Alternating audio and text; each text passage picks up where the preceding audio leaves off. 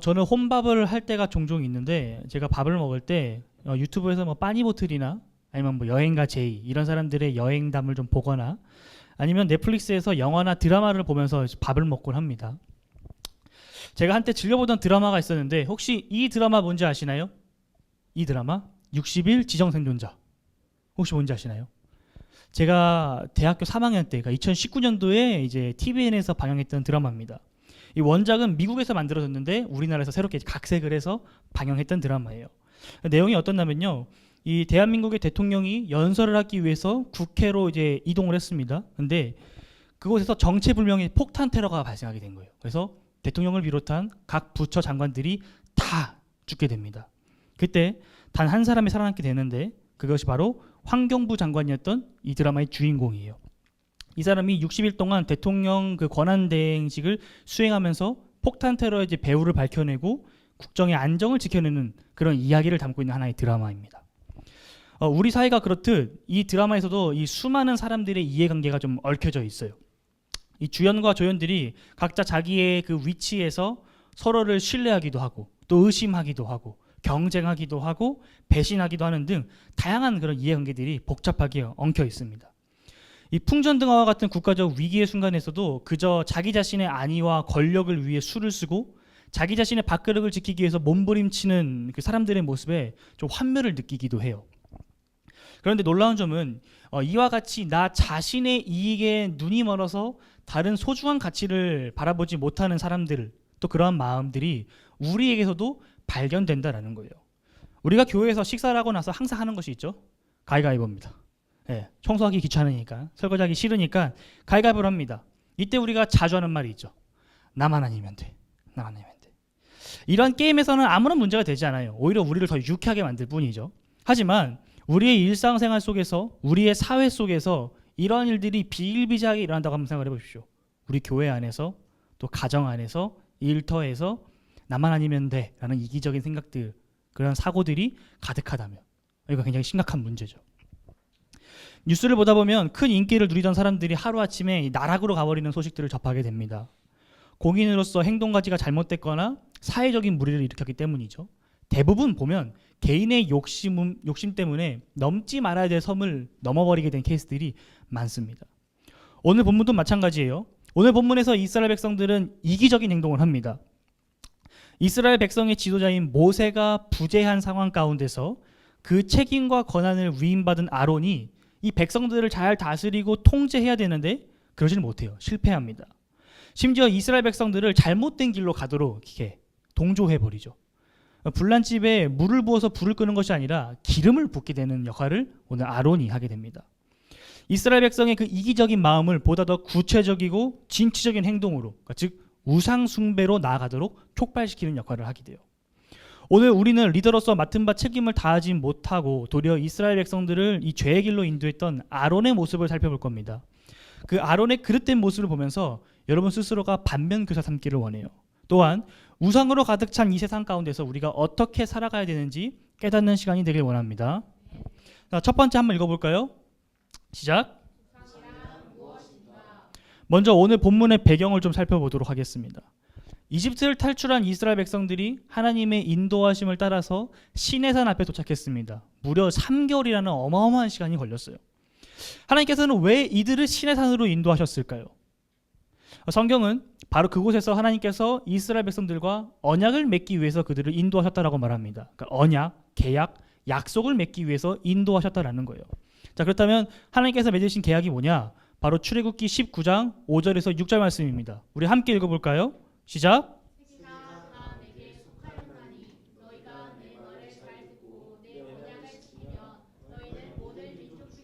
내 소유가 되겠고 너희가 내게 대하여 제사장 나라가 되며 거룩한 백성이 되리라. 너는 이 말을 이스라엘 자손에게 전할지니라. 아멘. 쉽게 말해서 하나님이 이스라엘의 신, 왕이 되시고 이스라엘은 하나님의 백성이 되는 어떤 관계를 체결했다, 약속했다라는 겁니다. 이스라엘 백성들이 하나님의 말씀을 잘 듣고 잘 따르면 하나님께서 이스라엘을 지켜 보호하시겠다라는 그 언약을 체결한 거예요. 하나님께서는 이스라엘 백성들이 마음에 새기고 따라가야 할 가장 중요한 계명을 주셨습니다. 그게 바로 십계명인 거예요. 십계명. 그리고 나서 하나님께서 모세에게 그 십계명을 돌판에 적어서 줄 테니 산으로 올라와라 라고 부르십니다. 모세는 아론을 비롯한 이스라엘 지도자들에게 자신이 없는 동안 백성들을 잘 관리하라고 당부하고 하나님의 부르심에 따라 시내산으로 올라가요. 여기까지가 오늘 본문 전 이야기입니다. 자, 그렇다면 다시 말씀을 볼까요? 1절을 보면 모세가 산에 올라간 다음 지금 성경이 뭐라고 말합니까? 1절에서 백성이 모세가 산에서 내려옴이 더딤을 보고 라고 말을 하죠. 그렇다면 모세가 얼마나 오랫동안 산에 있었을까요? 얼마나 오랫동안 산에 머물렀을까요? 출애굽기 24장 18절 말씀을 보게 되면 모세가 산에서 무려 40일을 머물렀다라고 말합니다. 엄청 긴 시간이죠. 모세가 산에 올라간 지 한참이 지나도록 내려오지 않으니까 아마도 백성들은 불안하고 초조했을 거예요. 그래서 오늘 아론에게 나아가서 현재의 문제를 해결할 수 있는 대안을 요구하는 겁니다. 그게 뭐죠? 우리를 위하여 우리를 인도할 신을 만들어 달라라는 거죠. 우리를 위하여 우리를 인도할 신을 만들어 달라. 이거 굉장히 이상한 요구입니다. 잘 한번 생각해 보세요. 몇 가지 이상한 점이 있어요. 첫 번째로는 우리를 위하여라는 포인트예요. 우리를 위하여. 성도 여러분, 여러분들은 왜 하나님을 예배하십니까? 신앙생활을 왜 하세요? 무엇을 위해 기도하시고 무엇을 위해서 말씀을 보십니까? 세상의 수많은 종교들은 나 자신을 위해서 종교 생활을 해요. 나 자신의 건강이나 나 자신의 부요함이나 나 자신의 어떠한 명예나 권력, 내가 원하는 무엇인가를 얻기 위해서 신을 예배하고 숭배합니다. 그런데 이것이 과연 신을 진짜로 예배하고 숭배하는 걸까요? 사실 이것은 신을 나 자신의 뜻대로 조정하려고 하는 인간의 욕심과 욕망에서 비롯된 행동인 겁니다. 하지만 하나님은 어떻습니까? 그분을 믿는 우리 그리스도인들, 기독교는 어떻습니까? 우리는 나의 어떠함을 위해서 하나님을 섬기는 것이 아니에요. 우리를 먼저 찾아와 주신 그 하나님의 사랑에 우리도 사랑으로 반응하는 것이 바로 우리 기독교의 예배고 그리스도인들의 신앙생활입니다. 나의 만족과 유익을 위해 하나님을 예배하는 것이 아니라 우리에게 한없는 사랑을 베풀어 주신 그 은혜에 그저 감사하며 하나님을 사랑함으로써 예배하는 거죠. 이거 완전히 다른 개념인 겁니다. 그런데 지금 이스라엘 백성들은 우리를 위하여라고 말을 하고 있다는 거예요. 이집트 땅에서 노예로 살아가고 있던 자신들을 구해준 하나님께 감사하며 그분을 예배하는 것이 아니라 지금 내가 원하는 무엇인가를 이루기 위하여 나 자신을 위한 신이 필요하다라는 거예요. 굉장히 위험한 거죠. 두 번째 포인트는 신을 만들어 달라라는 겁니다. 여러분, 하나님이 어떤 분이십니까? 이 세상 그 무엇으로도 표현할 수 없는 분이 바로 우리 하나님이세요. 세상 그 무엇으로도 표현할 수 없다라는 것은 이런 뜻입니다. 하나님은 이 세상에 국한된, 제한된 분이 아니다라는 거죠. 초월적인 분이라는 겁니다. 인간이 만든 어떠한 조각이나 형상이 신을 대체할 수 있다면 그건 더 이상 신이 아니에요. 신이 인간이 만든 것 안에 제한된다는 개념인 거잖아요. 하나님은 온 우주 만물을 창조하신 분이십니다. 그렇기 때문에 이 세상에 존재하는 그 무엇으로도 우리 창조주 하나님을 표현할 수, 담아낼 수 없다라는 거예요. 그렇기 때문에 신을 만든다라는 것 자체가 말이 안 되는 이야기라는 거죠. 그리고 우리가 잘 알다시피 하나님께서 십계명을 통해서 이미 이스라엘 백성들에게 말씀하셨습니다. 십계명의 두 번째 계명이죠. 출애굽기 20장 4절에서 5절 말씀인데 너를 위하여 새긴 우상을 만들지 말고 또 위로 하늘에 있는 것이나 아래로 땅에 있는 것이나 땅 아래의 물속에 있는 것에 어떤 형상도 만들지 말며 그것들에게 절하지 말며 그것들을 섬기지 말라라고 하나님께서 분명하게 말씀하셨습니다. 그런데 이 말씀을 불과 40일로 되지 않아서 이스라엘 백성들이 어기게 된 거라는 거죠. 하나님과 이스라엘 백성들이 맺었던 그 언약, 계약이 깨져버리게 된 겁니다. 마지막 세 번째 포인트입니다. 이스라엘 백성들이 대체하고자 하는 신이 누구냐라는 지점인 거예요. 다시 한번 1절 말씀을 볼까요? 이스라엘 백성들이 지금 대체하고자 하는 신이 누굽니까? 이스라엘 백성들이 지금 대체하고자 하는 신이 누굽니까? 네, 모세예요. 하나님이 아니에요. 지금 보면 이 모세, 우리를 애굽 땅에서 인도하여 낸 사람, 그러니까 즉 모세를 말하는 겁니다.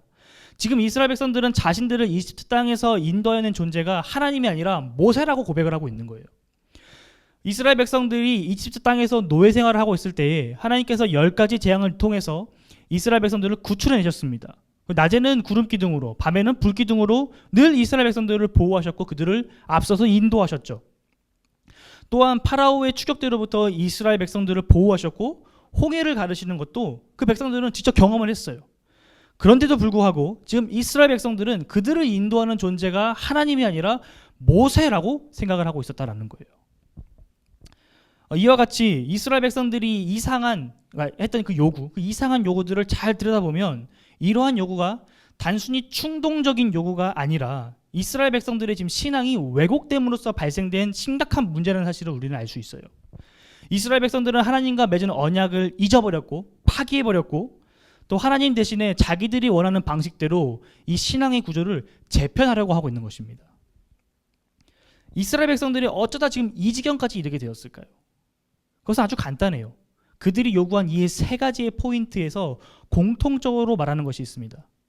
그것이 바로 그들의 영적인 시선이 하나님으로부터 벗어났다라는 거예요.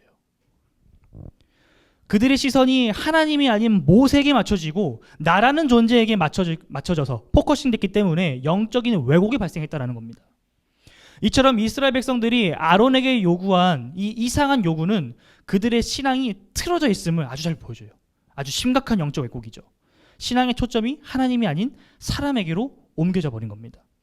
성도 여러분, 우상이라고 하는 것은 그저 단순히 돌이나 나무나 어떤 금속으로 만들어진 어떠한 형상만을 의미하는 것이 아니에요. 물론 그것도 우상이죠. 하지만 그것만을 의미하는 것은 아닙니다. 훨씬 더 큰 포괄적인 개념이에요. 진짜 우상은 하나님을 떠난 나의 생각과 나의 시선인 겁니다.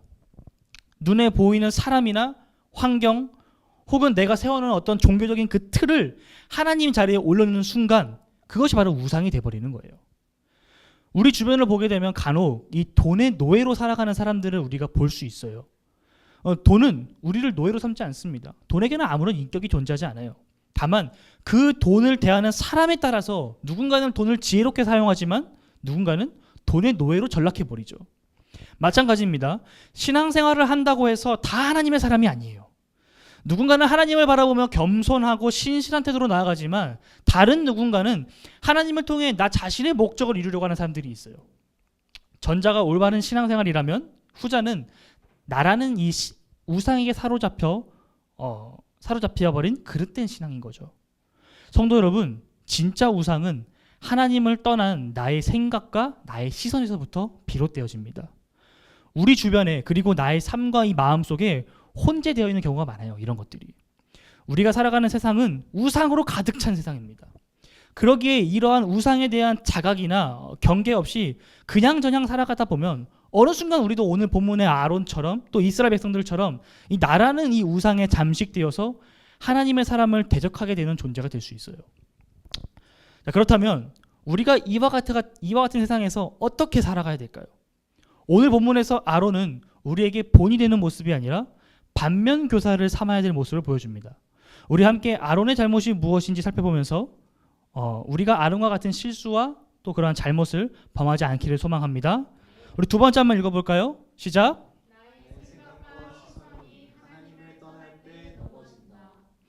오늘 말씀을 보면서 제가 한 가지 질문이 생겼습니다. 누가 봐도 지금 이스라엘 백성들이 말도 안 되는 이상한 요구를 하고 있는데 도대체 아론은 왜 그들의 이 이상한 요구에 순순히 응했을까? 라는 질문이에요. 왜 그랬을까요? 그 힌트는 1절에 있습니다. 백성이 모세가 산에서 내려옴이 더딤을 보고 뭘 했다고 성경이 기록합니까? 모여서 백성이 아론에게 이르렀다라고 말하고 있죠. 이스라엘 백성들이 지도자 모세가 부재한 상황 가운데서 모세가 세운 대리자인 아론에게 나아갔다라는 것, 좋은 일일까요? 나쁜 일일까요? 정확히 알 수 없어요. 이 상황만 가지고서는 이게 뭐 자문을 구하러 간 건지 아니면 항의를 하러 간 건지 정확히 알 수 없습니다. 하지만 오늘 본문 말씀을 히브리어 원어로 보게 되면 이스라엘 백성들이 아론을 대항하여 나아갔다라는 그 지점을 발견할 수 있어요. 다시 말해서 지금 아론을 겁박하고 위협하고 있는 상황인 겁니다. 사람은 누구나 낯선 곳에 가게 되면 긴장하기 마련이에요. 그 긴장이 우리를 예민하게 만들고 또 쉽게 분노하게 만들죠. 모세를 따라서 그동안 살았던 삶의 터전을 청산하고 따라 나왔는데 이제 그 모세가 없어져 버린 겁니다. 이스라엘 백성들 입장에서. 모세가 산에 올라간 이후로 그에 대한 소식이 깜깜무소식인 거예요. 40일 동안 아무것도 못하고 아무런 결정도 내리지 못한 채 그저 시간을 보내고 있는 거죠. 이제는 어디로 가야 될지 어떻게 살아가야 될지 막막한 상황 가운데서 두려움, 걱정, 이 불안감이 증폭되지 않았을까요? 흥분한 이들이 아론을 둘러싸자 아론이 겁을 먹습니다. 자신의 생명을 보존하기 위해서 이 백성들의 요구에 순응해버리고 만 거죠. 아론은 리더로서 하나님의 뜻을 붙잡아야 하지만 아론은 대중의 환심을 사는 것을 선택했습니다. 하나님의 말씀보다 사람의 요구를 우선했던 거예요. 현실에 타협해버린 거죠. 굴복해버리고 만 겁니다. 저는 리더가 갖춰야 될 자질 중에 하나가 결단력이라고 생각해요. 결단력. 어떤 위기의 순간에 무엇을 할 건지, 어떠한 선택을 하고 어떠한 방향으로 나아갈 건지에 대한 결단을 내릴 수 있느냐 없느냐가 좋은 리더냐 안 그런 리더냐를 좀 이렇게 분간할 수 있는 하나의 기준이 되는 것 같아요. 이 드라마나 영화 같은 걸 보다 보면 간혹 주인공들이 선택의 기록 가운데서 어떠한 선택도 하지 못한 채 우유부단한 모습을 보일 때면 속이 답답할 때가 있어요. 이건 좋은 리더가 아닌 거죠. 응당 리더라고 하면 결단력을 갖춰야 됩니다. 특히 아닌 것에는 아니라고 말할 수 있는 결단과 용기가 필요해요. 노라고 외칠 수 있는 용기가 필요한 거죠. 나에게 주어진 사람들이 잘못된 길로 걸어가고 있다면, 이 죄의 늪을 향해 나아가고 있다면 그것을 막아서는 과정에서 다치고 아프다 할더라도, 위협이 있다 하더라도 그것을 막아내야 한다는 것입니다. 그런데 사실 이러한 결단이 있는 모습이 결코 쉬운 건 아니에요. 사실 우리 모두가 이미 다 알고 있습니다. 우리가 직장에서 또는 어떠한 모임이나 상황 가운데서 이 부당하고 부정한 일들에 침묵할 때가 있어요. 나와는 상관없는 일이야. 나한테만 불똥이 안 튀면 돼. 라고 생각하면서 말이죠. 제가 지금도 후회하는 한 가지 일이 있습니다. 너무 오래전 일이라 잘 기억나진 않지만 제가 고등학생 때 2학년이었나 아니면 3학년이었나 그때 있었던 일이에요. 학교에 한 가지 소문이 돌았습니다. 제가 다니던 학교는 한 학년에 이제 15학급까지 있었던 큰 학교였는데 그 반 중에서 어느 한 반에서 학교 폭력이 발생했다라는 이제 소문이었어요. 그 반 남학생들로 이제 구성되어 있는 이제 소위 단톡방에서 그 반에 있는 어느 한 여학생에 대한 이 욕설과 성희롱이 있었다. 막 그 여학생 사진 찍어서 막 올리고 이런 것들이 있었다라는 거예요.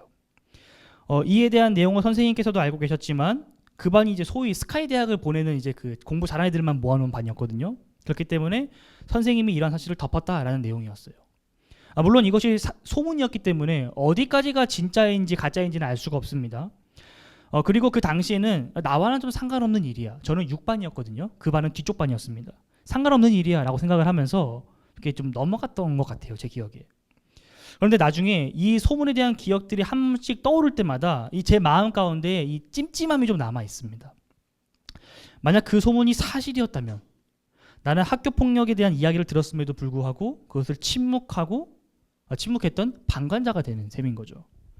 만약 그때 제가 담임 선생님께 이러한 소문을 들었습니다. 또는 뭐 학교 폭력 관련된 기관이나 경찰에게 이런 소문을 들었습니다라고 말을 했다라면, 이야기를 했다라면 지금 같은 이러한 찜찜함은 좀 없지 않았을까라는 생각을 해봅니다.